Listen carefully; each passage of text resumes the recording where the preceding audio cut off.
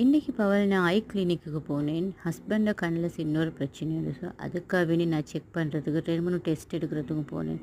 போகிற வழி எல்லாம் நின்று நின்று வானாண்டு போச்சு. எல்லா இடமுமே டிராஃபிக் தான். அந்த ஐ கிளினிக் வந்து ஒரு 3rd ஃப்ளோரில் தான் இருக்குது. அங்கேருந்து பார்த்தா விளங்குறது எல்லாமே ஹாஸ்பிட்டலில் தான் நிற்குது. அங்கே போயிட்டு பார்த்தா கண்ணுக்கு இவ்வளோ பிரச்சனை உள்ள ஆட்கள் இருக்கிறாங்களான்றது உண்மைக்குமே சரியான புதினமாக தான் இருந்துச்சு.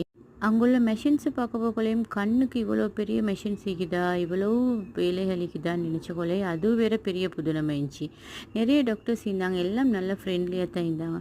உண்மைக்குமே எல்லாருமே 1 இயருக்கு ஒருக்கா கட்டாயம் அவங்களோட ஐயை செக் பண்ணவே வேணும். கண்ணில் இருக்கிற பிரச்சனை சின்னதாக வரக்குள்ள விளங்கவே விளங்காதான்.